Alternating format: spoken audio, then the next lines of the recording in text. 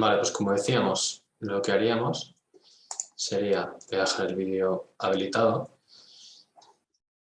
Entonces lo que haríamos desde aquí ahora, a ver si me deja compartir sin problemas. Vale, parece que va bien. Entonces estamos en esta pantalla. Desde aquí lo que haríamos sería, tenemos una primera parte que pone tipo de proyecto. El tipo de proyecto va a ser Maven. Ya conocemos que Maven nos permite agregar dependencias de manera cómoda. Entonces, viene ya marcado por defecto, así que no habría que tocarlo. Luego nos pregunta por el lenguaje de programación que queremos. Entonces vamos a utilizar Java. Luego nos pregunta la versión de Spring Boot que queremos utilizar. Aquí no tendríamos que tocar nada, siempre estará marcada la última. Puede ser que haya otras, como estas que vemos aquí de Snapshot, bla, bla, bla, pero estas son versiones que son Early Previews o Early Access, que todavía no están 100% pulidas, que a lo mejor están en desarrollo y que, bueno, a lo mejor tienen algún problema, algún fallo. Entonces, lo mejor es dejar la versión que aparece ya marcada.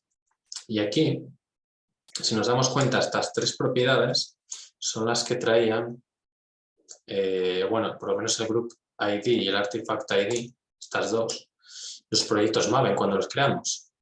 Entonces, lo que tenemos que preocuparnos es de actualizar esto o dejarlo como nosotros queramos. El Artifact va a ser el nombre del proyecto, por tanto, esta propiedad es la propiedad principal. Entonces, si yo quiero crear un proyecto que se llame OB-Spring Data JPA, pues lo pondría aquí. Y así cada vez que queramos crear un proyecto de Spring. Entonces es muy importante aprender esta web, porque desde aquí es donde vamos a estar generando los proyectos de Spring constantemente. Entonces vendremos aquí, le pondremos un nombre, el que sea, pero se lo pondremos desde aquí, desde Artifact. Y luego nos pregunta el tipo de empaquetado, que va a ser, lo vamos a dejar como jar, porque es la manera que tenemos de empaquetar aplicaciones, como jar o como war. Entonces lo vamos a dejar como hardware es cuando queremos desplegar a un Tomcat, por ejemplo, pero ya Spring va a traer un Tomcat embebido, esto ya lo veremos más adelante, y no es necesario que cambiemos nosotros la configuración a web. Y aquí nos pregunta por la versión de Java. Entonces por defecto vemos que aparece la 11, no tardará mucho en desplazarlo a que por defecto salga la 17, porque la 17 es una LTS, entonces tenemos que marcar la 17. Y luego aquí están las dependencias, que es todo aquello que queremos cargar. Entonces no nos hace falta agregar, esto lo que hace es extraer dependencias al fichero POM, como vimos cuando queríamos cargar Spring de manera normal. Entonces nosotros lo que haremos desde aquí, si le clicamos, es que nos da la opción de, vamos a quitar un momento los dibujos, de cargar dependencias como pone aquí Spring Web, Spring Boot DevTools, si seguimos bajando vamos a ver más, Jersey, Timeleaf, Spring Security, JDBC, Spring Data JPA. Aquí tiene drivers para bases de datos como H2, MariaDB, MySQL, Postgres, incluso MongoDB, etc. Como vemos, hay un montón de posibilidades. Podemos crear proyectos con muchísimas cosas. Entonces, para simplificar, vamos a cargar dos para trabajar con base de datos. Una va a ser Spring Data JPA, que podemos filtrarlo como JPA. Ahí está. Esto, como dice el nombre, dice Persist Data in SQL Stores with Java Persistence API, using Spring Data and Hibernate. Básicamente, la idea es que esto va a permitir guardar datos en bases de datos, de manera sencilla, con poco código. Entonces, pinchamos aquí y se nos agrega la dependencia. Ahora, la otra que necesitamos va a ser un driver de base de datos. Entonces, ¿qué base de datos? Pues podríamos utilizar cualquiera que tengamos instalada o que nos instalemos. Pero para no perder tiempo instalando nada, vamos a utilizar H2, que es una base de datos de tipo archivo, como SQLite. Entonces, eso se genera automáticamente en el sistema. Se nos va a crear un archivo, o bueno, una base de datos en memoria, dependiendo de cómo lo configuremos, que nos va a servir para almacenar los datos, sin tener que descargarte MySQL, instalar todos los pasos de MySQL, etcétera, etcétera. No obstante, probarlo con MySQL estaría bien también. Antes seguramente lo hagamos en alguna clase posterior. Entonces vamos a cargar H2. ¿Cómo? Filtrando por H2. Aquí lo vemos. Entonces aquí nos explica un poco más de qué va. Provides a fast in-memory database, que pesa muy poco, unos 2 megas. Entonces está bastante bien porque para entornos de desarrollo se suele emplear bastante. ¿Por qué? Porque básicamente no tienes que hacer nada, se autoconfigura y ya tienes una base de datos, sin hacer nada, sin instalar nada, es que es súper rápido y fácil. Entonces le pinchamos aquí y ya tenemos Spring.jpa y H2. Entonces, esta es la configuración que vamos a estar trabajando para Spring.jpa.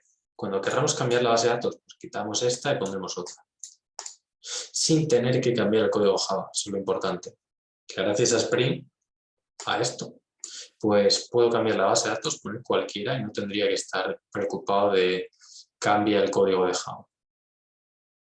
Entonces, ya una vez teniendo esto, lo que haríamos sería darle a generar. Generate nos va a generar un archivo zip, que es lo que nos vamos a descargar. Entonces, le damos aquí a aceptar. Entonces, este archivo zip, lo que vamos a hacer es descomprimirlo en una carpeta de nuestra elección, o sea, donde nosotros queramos. Entonces lo voy a descomprimir y lo vamos a abrir. Medio segundo, ahora vemos dónde lo podemos descomprimir. Entonces, por ejemplo, aquí en Open Bootcamp, Spring, pues aquí mismo podría descomprimir este zip. Vamos a traerlo. Lo tengo en descargas, lo traigo aquí y ahí está. Ese es el zip que me acabo de bajar. Entonces lo descomprimo. Que de hecho es traer aquí. Vale, ahí está el proyecto. Este es el aspecto del proyecto. Entonces, ¿qué es lo que haremos? Abrirlo con IntelliJ. ¿Cómo lo abrimos? Pues o bien con clic derecho, Open as IntelliJ Project, o lo abrimos desde el propio IntelliJ en la opción de Open. O sea, aquí en File, Open, podemos buscar el proyecto y abrirlo. ¿Cómo? Pues a ver, medio segundo que lo voy a buscar. Y simplemente lo abrimos. Toda la carpeta que lo hayamos puesto, pues sería tan sencillo como abrirlo. Es este. OB Spring Data JP. Entonces lo abro. Vale, aquí importante, es posible que nos pida si queremos confiar en el proyecto. Le damos a que sí, para que nos lo abra. Le damos a This Window. Entonces aquí se empieza a abrir el proyecto.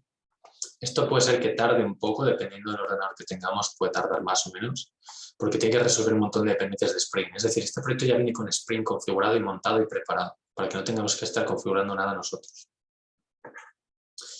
Aquí es posible que salga un plugin de estos, entonces lo podemos cerrar.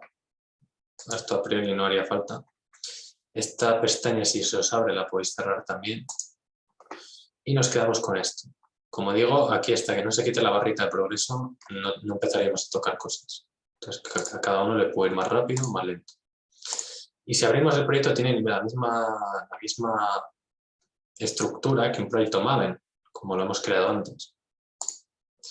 Lo único que esta vez ya viene una aplicación creada. Si miramos aquí, ya viene una aplicación creada. Es posible que al abrirlo nos pase esto de que String lo marque en rojo o no sea capaz de detectar clases de Java.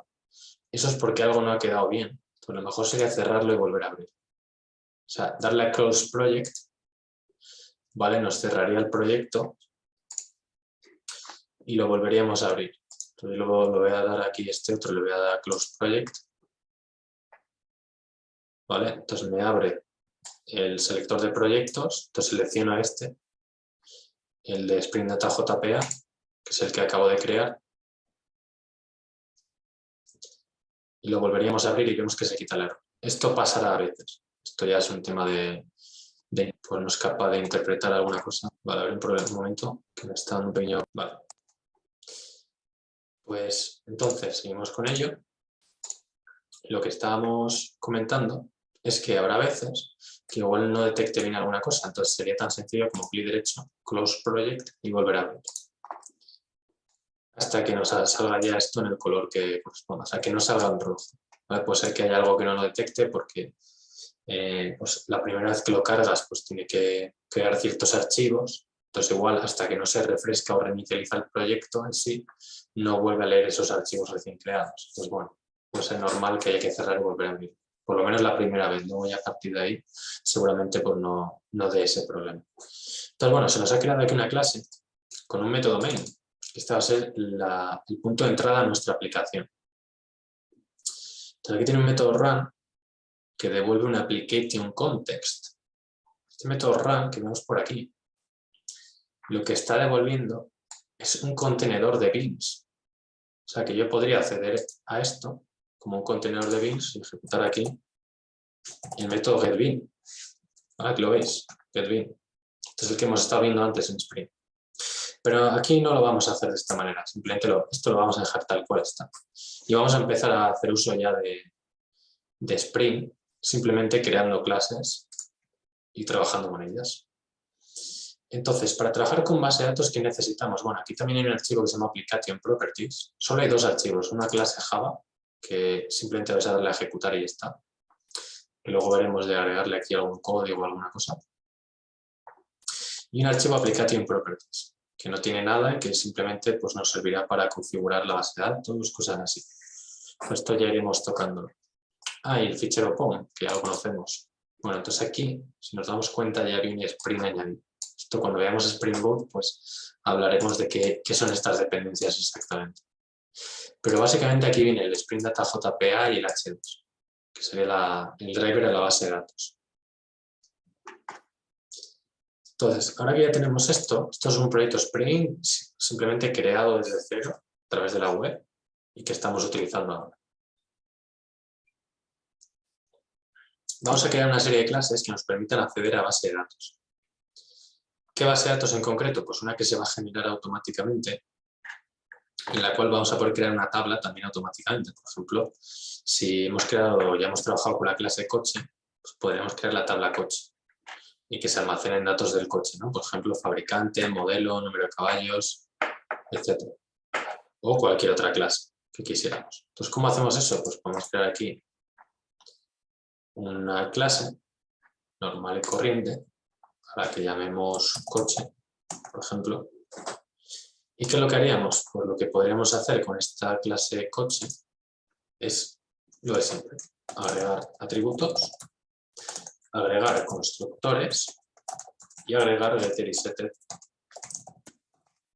o toString o lo que quisiéramos. ¿Cómo se hace eso? Pues vamos a agregar algún atributo. Por ejemplo, private long id. ¿Esto qué va a representar? Pues como esto se va a almacenar en base de datos, va a representar la clave primaria.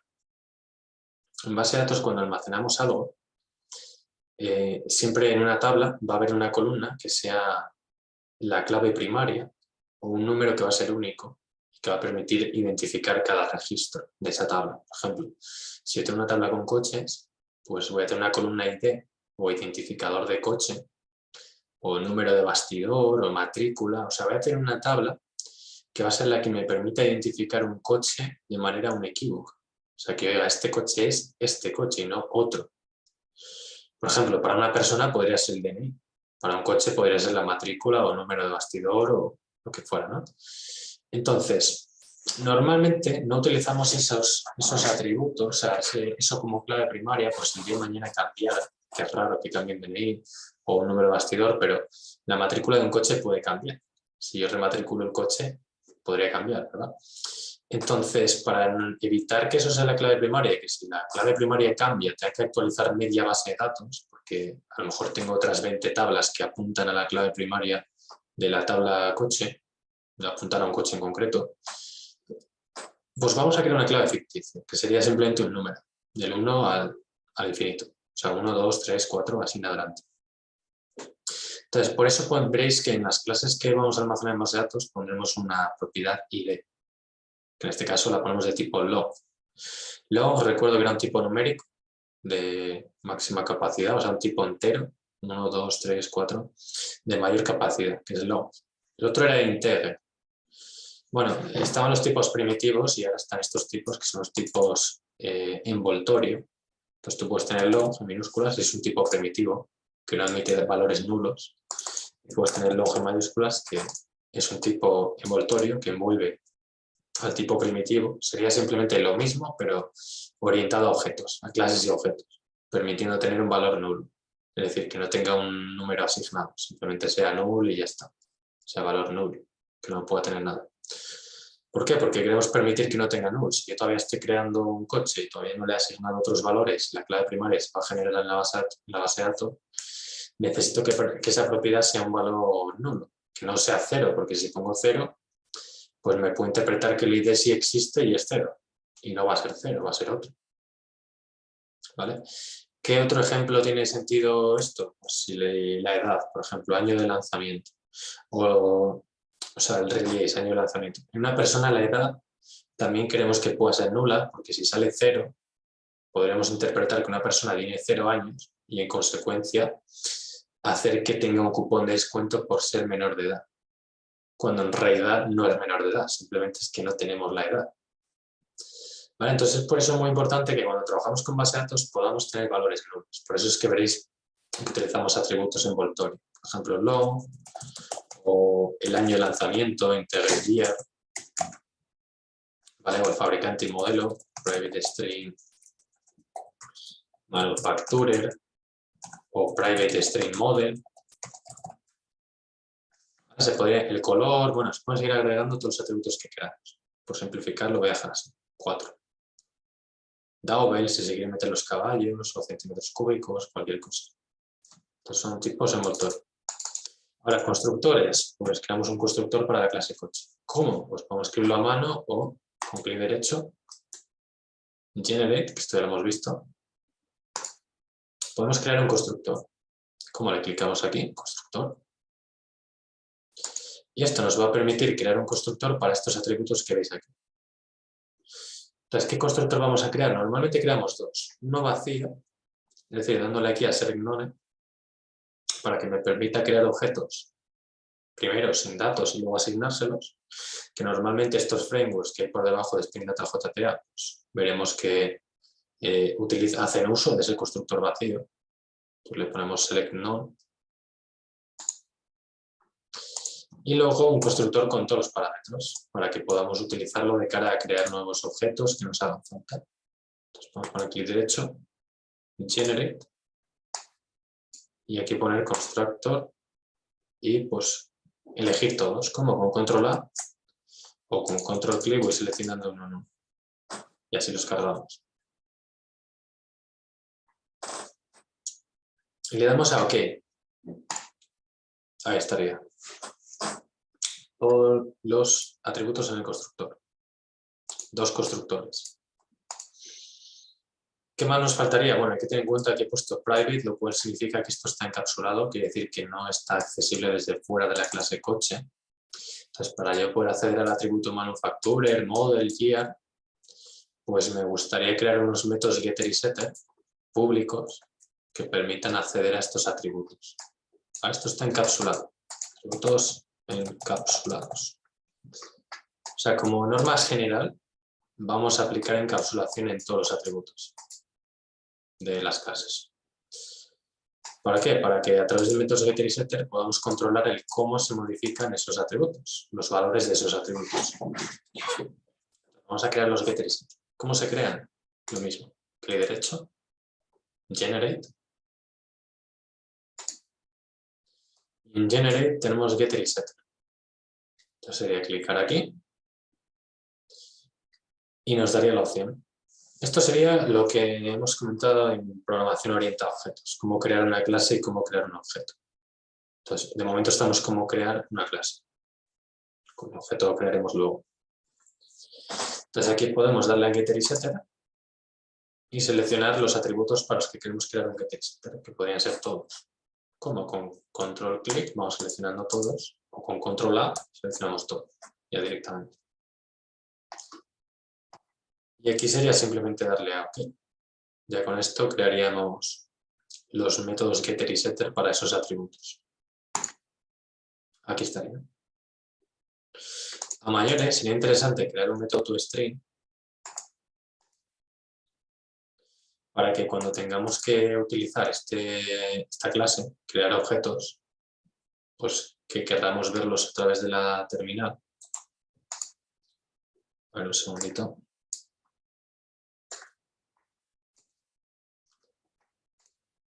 El cargador se queda un poco... Ahora. Pues para crear un toString ocurre lo mismo, clic derecho, generate, y podemos crear el método toString. Aquí estaría. Entonces, aquí ya dejamos todas las opciones marcadas, le daremos a OK y nos lo genera. ¿Para qué sirve este método? Bueno, este es un método especial que nos va a permitir que cuando imprimamos un objeto en consola podamos ver una representación textual de los valores de sus atributos, para ver qué información tiene. Si tiene aquí el valor for Mondeo del año 2005 o de lo que sea, pues poder verlo ahora en la terminal y saber que está funcionando lo que hacemos, si no, porque ahora mismo no hay una interfaz de usuario donde visualizar los datos. Entonces nos vendría bien tener un toString.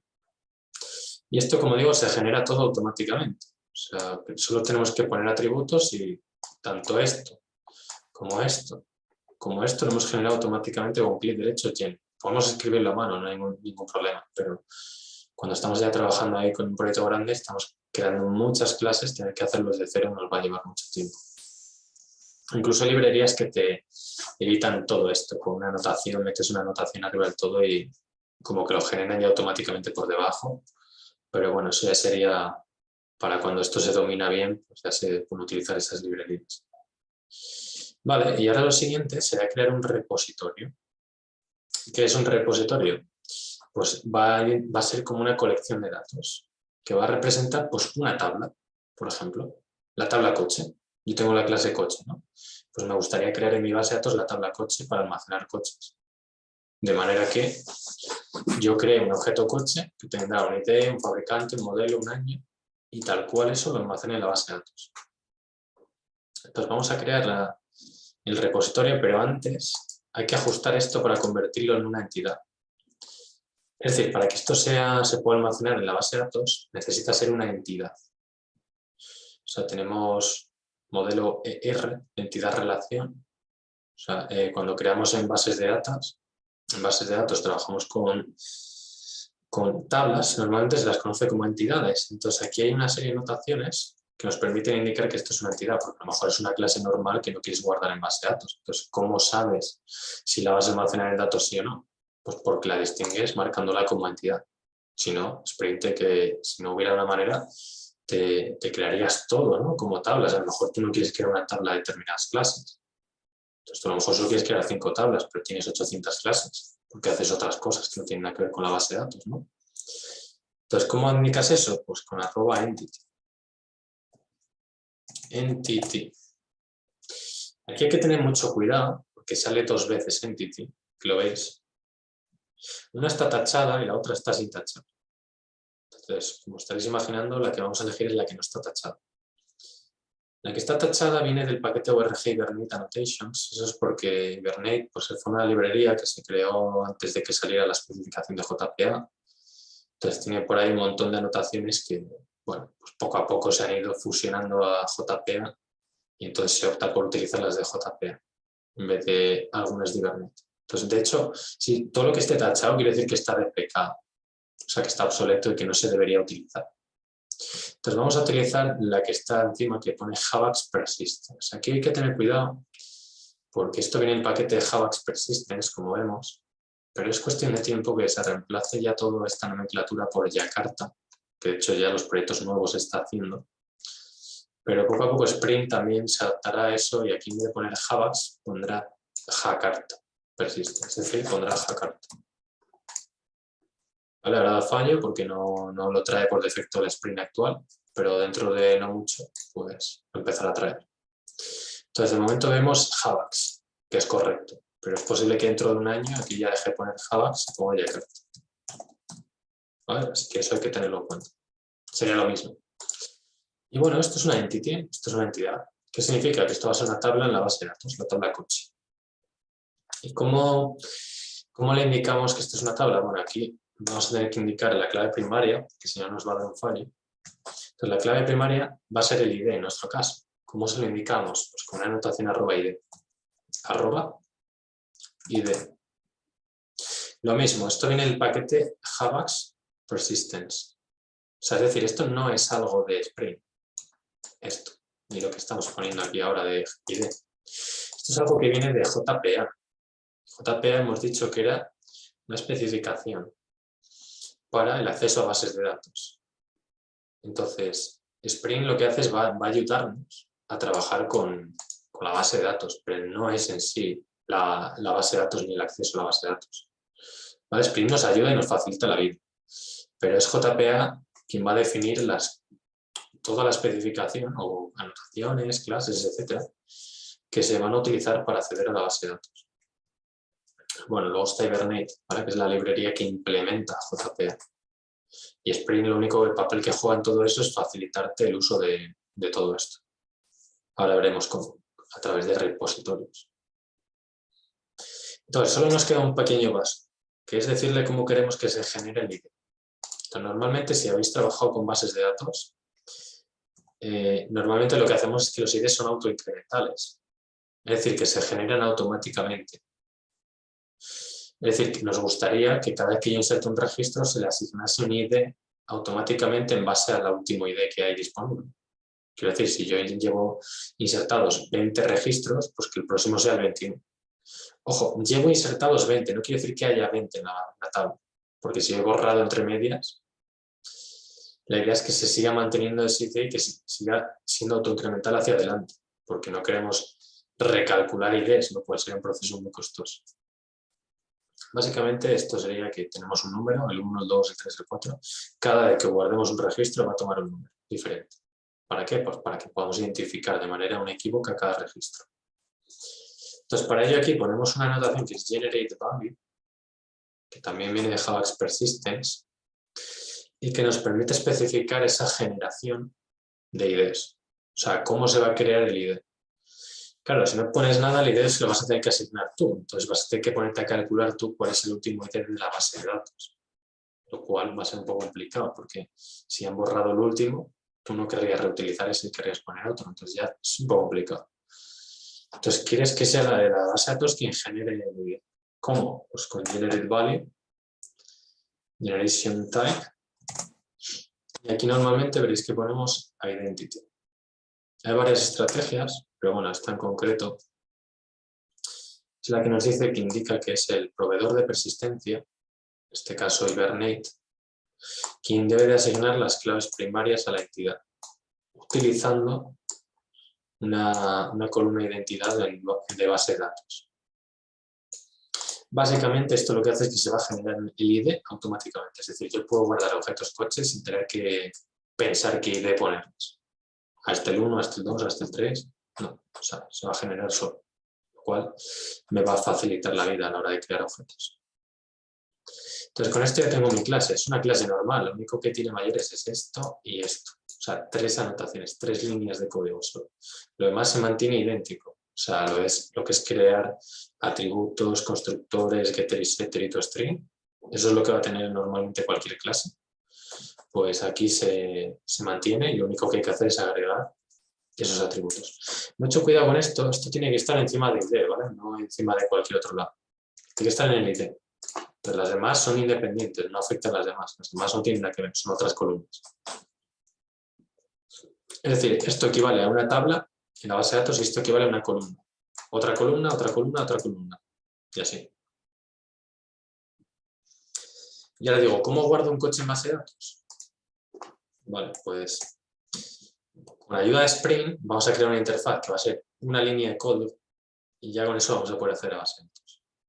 Si no lo hiciéramos con Spring, pues tendríamos que crear una clase, crear una unidad de persistencia, crear una consulta, ejecutarla, hacer una transacción si es que vamos a guardar algo, gestionar las excepciones, o sea, tendríamos que hacer un montón de cosas. Y si encima no estuviéramos utilizando ni Spring ni Hibernate, tendríamos que hacerlo con JDBC, sería más código todavía. Entonces con Spring se va a reducir todo a nada. ¿Cómo? Pues creando un repositorio. ¿Cómo se crea un repositorio? Pues con clic derecho, creamos una interface que se crea como Java Class y aquí seleccionamos interface. ¿Cómo le vamos a llamar? Pues normalmente le vamos a llamar el nombre de la entidad que queremos utilizar para guardar, seguido del sufijo repository. Es decir, en este caso va a ser coche, seguido del sufijo repository. No confundir esto con el nombre repositorios GitHub, ¿vale? Que no tiene nada que ver. Una cosa es GitHub y los repositorios Git. Y otra cosa es el repositorio de Spring de persistencia. O sea, esto es para almacenar en base de datos. Y esto lo creamos como interface. ¿Vale? Vemos que aquí nos da la opción de interfaz. Entonces hay que clicarle aquí y ya agregar alguna cosa. Si por lo que sea nos hemos confundido, y esto lo hemos creado como una clase normal, porque nos hemos adelantado y le hemos dado al enter y hemos creado una clase, no pasa nada, se puede cambiar. Podemos poner en vez de class, cambiar manualmente y poner interface. Y todo funciona, no hay ningún problema. Vale, ahora que tenemos este interface, ¿qué hacemos con él? Realmente son dos clases las que hemos creado y las que vamos a crear, no vamos a crear más. Pues va a haber una anotación aquí, repository, que viene del paquete ORG Spring Framework. Aquí está nuestro amigo Spring Framework, el que hemos comentado en anteriores sesiones. Si le hago clic o enter, vemos que esto viene en el paquete ORG Spring Framework Stereotype, del cual venía justo la anotación @component que hemos utilizado anteriormente para indicarle a Spring lo que es un bin. Es decir, que una clase es un bin. Bueno, pues esto realmente lo que hace es decirle a Spring que esta clase, bueno, en este caso esta interfaz, es un bin. O sea, es decir, que va a ser Spring quien cree el objeto de tipo esta interfaz. Esa es la idea. Va a ser Spring quien va a proporcionar una implementación a esta interfaz, no nosotros. O sea, nosotros no vamos a tener que crear una implementación para coche repository, sino que va a haber Spring va a leer esto, va a escanear esta clase y va a decir, oye, que hay poner repository, pues voy a crear una implementación para este repositorio y te la voy a dar, te la voy a inyectar donde tú me digas y la vas a poder utilizar. Entonces, claro, si entendemos los conceptos de las dos primeras sesiones, pues va a tener sentido que esto se cree aquí un bin para esta interfaz, o sea, de este tipo de datos, a crear un bin, que va a poder ser inyectado en cualquier parte de la aplicación. Es decir, que en cualquier clase que creemos vamos a poder acceder a coche repository. Esa sería la idea principal. Vale, ¿cómo funciona esto? Bueno, pues nos falta una pequeña cosa, que es heredar de una clase repository que ya esté hecha en Spring, para así tener acceso a todas las opciones CRUD. Es decir, el acceso a todos los métodos que nos van a permitir almacenar en base de datos. ¿Vale? Si yo quiero almacenar en base de datos, de alguna manera necesito crear una conexión, crear una sentencia, ejecutarla, obtener un resultado, etc. Esto pensemos que es como cuando trabajamos con base de datos normal y intentas que entrar en un panel y ejecutar una sentencia y obtener un resultado, pues esto es lo mismo, pero es dejado. Pero de manera más simplificada, no vamos a tener que crear nosotros porque lo va a hacer todo Spring. ¿Cómo? Pues poniendo extends, y aquí normalmente elegiríamos un repositorio, siendo el que normalmente utilicemos JPA repository, estamos en JPA, y queremos hacer uso de todas las opciones de JPA. JPA es otra interfaz, que aquí la vemos, que nos va a proporcionar ya los métodos CRUD. ¿Cómo? Pues si le clico aquí, JPA repository, y le hago control clic a esta interfaz, me lleva aquí, y aquí veo que tiene una serie de elementos o métodos que me van a permitir hacer operaciones CRUD. Aquí las vemos. Ya como el nombre indica, pues unas valen para borrar, otras valen para buscar, otras para obtener, otras para encontrar.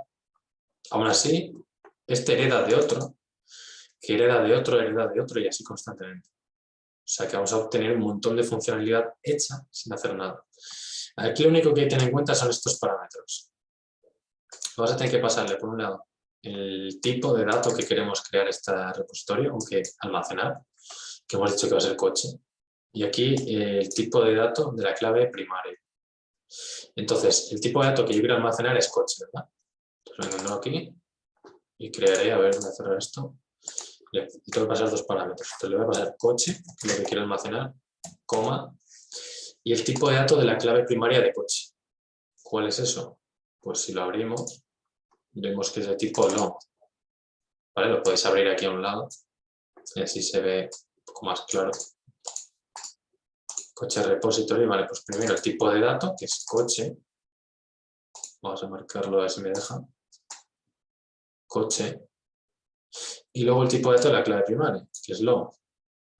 ¿Cómo lo ponemos? Pues tal cual, long. Ya está. Eso es todo lo que hay que hacer aquí. Entonces con esto ya vamos a tener acceso a base de datos y vamos a guardar, recuperar, hacer todo. Todo, cualquier cosa que queramos hacer. o filtrar, ordenar resultados, paginar, cualquier cosa que necesitemos hacer. O sea, realmente no es complicado, lo que pasa es que son muchos conceptos si no se ha visto Spring nunca. Entonces, bueno, es cuestión de repetir estos dos pasos todo el rato. ¿Cómo lo utilizamos o cómo hacemos uso de todo esto? Bueno, pues desde aquí mismo. Normalmente desde donde podríamos hacer acceso es desde un controlador o desde un servicio. Normalmente es de un servicio. Pero esa parte todavía no hemos llegado. Lo veremos en próximas sesiones. Entonces, para no complicarlo, lo vamos a hacer desde aquí, desde la aplicación principal, desde la clase que contiene el método main. Lo que pasa es que el método main es estático. Entonces, pertenece a la clase y no nos va a dejar hacer uso de inyección. Hombre, sí que podemos... Bueno, podríamos sacarlo como hemos visto anteriormente, para no complicarnos. Vamos a ver si desde aquí le hago un... Vamos a hacer una pequeña prueba, si no lo podemos hacer con un AutoWire de aquí, pero eso quería verlo ya en próximas sesiones. Entonces, si yo aquí hago application context,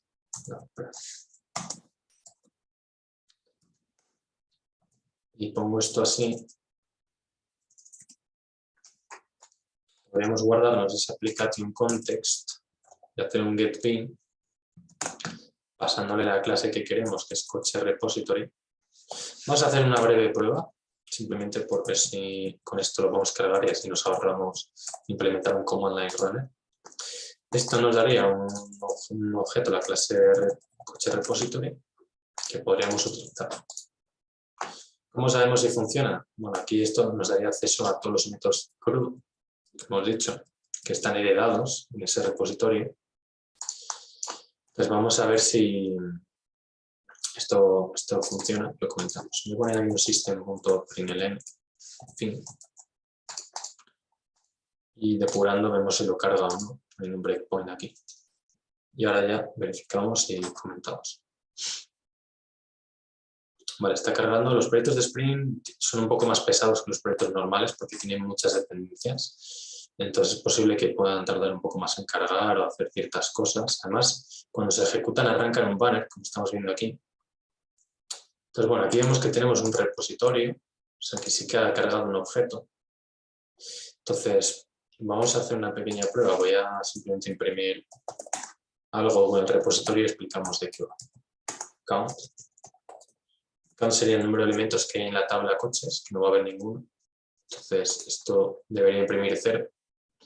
Explicamos en qué consiste y ya pues vemos de qué va. Entonces está cargando, imprime 0, se ha ejecutado. Vale. Entonces, ¿qué es lo que hemos hecho con esto? Bueno, con esto lo que hemos hecho es, pues como ya sabemos, le podemos pedir bins a Spring. Entonces le he dicho, oye, dame un bin de la clase coche repository. O sea, me he sacado el contexto aquí poniendo esto para poder hacer acceso al contexto. ¿Vale? Entonces, primero, obtener el contexto, que es poner simplemente este código aquí, porque la otra línea ya viene hecha. Este nombre cambiará en función del nombre que le hayamos dado al proyecto. Esto se crea automáticamente. Y luego, a partir del contexto, con el método getBin, como ya hicimos anteriormente, lo que pasa es que en vez de pasarle una ID, le paso la clase, que esta vez no le he asignado ningún ID ni nada, pues ya con esto me da un objeto de la clase coche repository. Es una interfaz, pero me va a crear una implementación y me va a dar un objeto de esa implementación. En realidad es un poco más complejo que todo eso, genera un proxy y tal, pero pensemos que esto es un objeto de la clase coche repository y ya está. O sea, un objeto que implementa la interfaz coche repository. Y ahora aquí puedo empezar a utilizarlo. Entonces, por ejemplo, podría crear un coche, crear y almacenar un coche en base de datos. Y luego recuperar un coche por ID. ¿Cómo puedo hacer eso? Pues me creo un coche Toyota igual a new coche. Aquí le miro qué parámetros recibe, que es un ID, le vamos a poner nulo porque no queremos que tenga un ID. Un fabricante, vamos a poner Toyota. Un modelo, Prius y un año. Voy a poner 2010. Ya tenemos un coche. ¿Y ahora cómo lo guardo en base de datos? Pues con este objeto de aquí Pues si hago la anotación punto, es decir, pongo un punto, puedo acceder a todos sus métodos.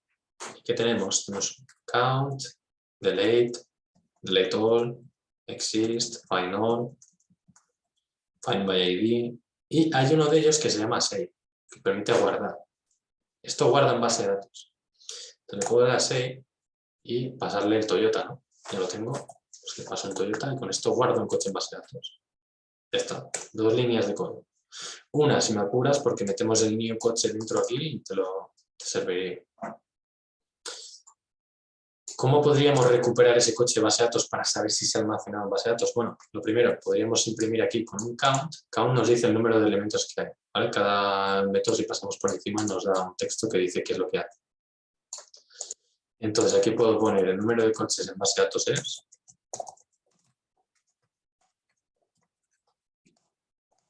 Puedo poner así. Pues aquí podría venir y volver a imprimir lo mismo después de guardar. Ahora, esto debería haber cambiado a 1, porque he guardado. ¿Y cómo lo puedo encontrar? Pues con repository.find. Hay un método find all que nos devuelve todos los coches que haya en la tabla coche de la base de datos.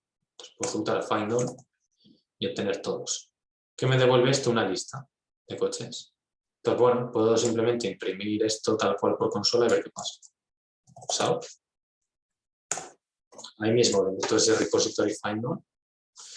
Más que recuperar por ID, lo que estoy haciendo es recuperar todos. ¿Vale? Vamos a ejecutar esto y vemos qué pasa.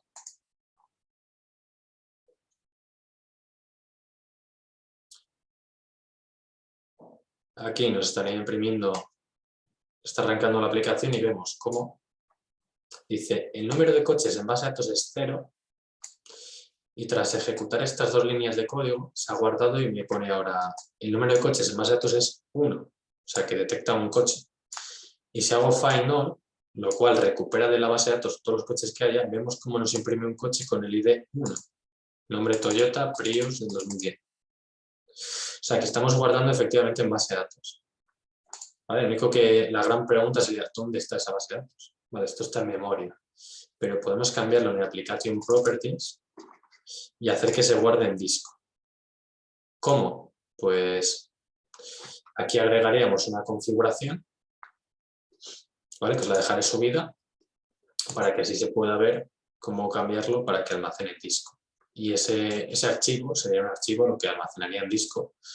Lo podríamos abrir con un programa como dbeaver, que sería un programa como este, se llamaría dbeaver. Este programa nos permitiría abrir una base de datos. Entonces, podríamos abrir con este programa una base de datos. Entonces, bueno, a medida que vayamos trabajando con Spring, pues iremos trabajando con base de datos e iremos haciendo esto. Entonces, se puede ir descargando ya este programa para ir haciendo la prueba. Entonces, bueno, en las siguientes clases veremos cómo conectarlo, cómo abrir la base de datos con este programa. Entonces, este proyecto lo subiré y aquí pondré una configuración para que se almacene también el archivo en base de datos, o sea, en un archivo, perdón, la base de datos en un archivo y que se pueda abrir. Entonces, ¿cuál es la idea principal de Spring Data? Pues que simplemente creamos un proyecto, creamos entidades, que son clases normales, pero con la notación @entity, y creamos repositorios, uno por cada entidad. Es decir, si yo ahora tengo la clase cliente y quiero almacenar clientes en base de datos, crearía la clase cliente y la clase cliente repositorio.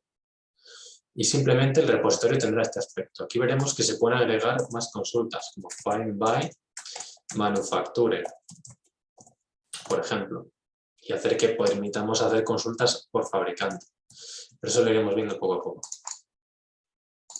Y hasta aquí pues esta clase de JPA. Entonces el código estará accesible para que podáis probarlo.